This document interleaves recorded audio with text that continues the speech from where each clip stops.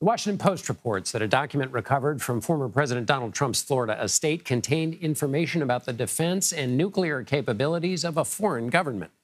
Federal agents seized at least 18 documents labeled top secret from former President Trump's Florida home. CBS News national security contributor and former acting and deputy director of the CIA, Michael Morrell, joined me on the show Tuesday, and I asked him what kind of information could be on top secret documents. Here's what he said. Inside the government, there's 3 levels of classification: confidential, secret, top secret. The difference between those is the government's judgment on the degree of damage that would be done if those got into the hands of our adversaries. For top secret, the definition is exceptionally grave damage. People will die. Potentially, people can die, sources, CIA sources, or technical collection methods can be turned off, right, if the adversary knows what they are.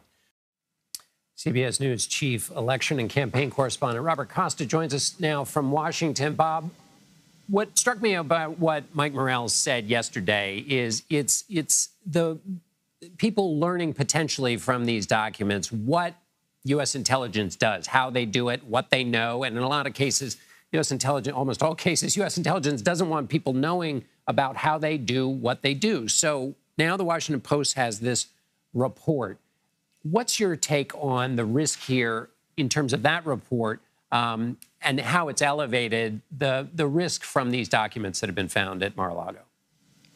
John, great to be with you. The Post report shines a light on the core question of this entire story.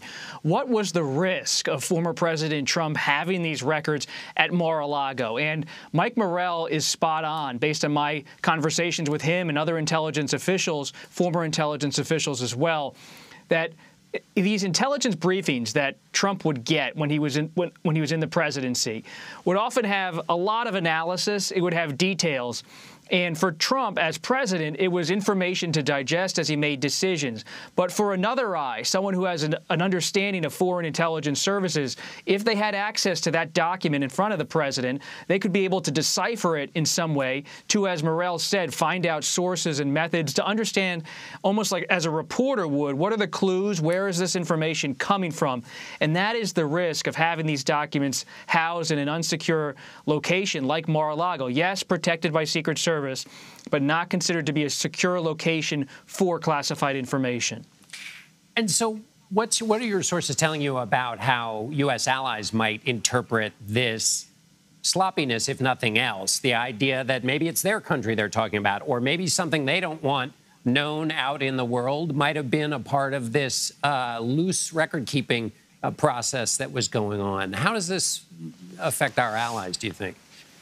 It has certain diplomats in Washington on background privately grousing to CBS News and others about what does this mean for the integrity of U.S. intelligence. They have trust in U.S. intelligence because so many U.S. allies work day in, day out with U.S. intelligence agencies.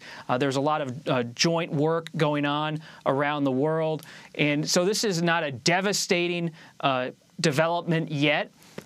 Based on what we've learned, at least so far in this story. But what we do know is that because intelligence gathering is often a team sport where nations have to work together, if one nation is seen as having a former leader who has somehow taken classified material or material marked as classified at the very least back home without considering what it could mean for sources and methods or exposure of an ally and their sources and methods, that raises at the very least red flags, and those red flags are being raised here in the nation's capital by foreign allies, by diplomats.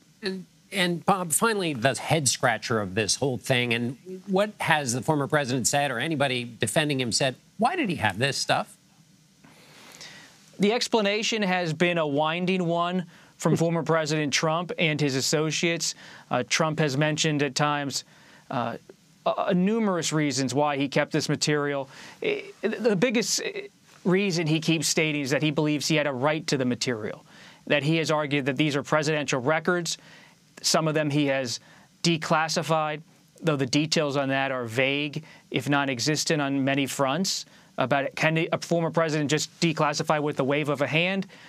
Former Attorney General Bill Barr, who worked for Trump in the Trump administration, for example, said if Trump did such a thing, if he did, it would raise even more serious questions about his conduct than housing the documents at Mar-a-Lago, because it would be trying to declassify sensitive information without consulting with the intelligence agencies in any wide-ranging way. And that would actually be more of a threat to national security, potentially, than just having the document at Mar-a-Lago. So a lot of unanswered questions here about the intent. And I just keep coming back, John, to my conversation with John Bolton, the former national security advisor to Trump, when he said Trump just liked to keep the documents, part of his personality. That this is someone who brought things home, and now the national security community is on edge about what that all means. Right. A trinket from the job. Bob Costa in Washington. Thank you. Thank you.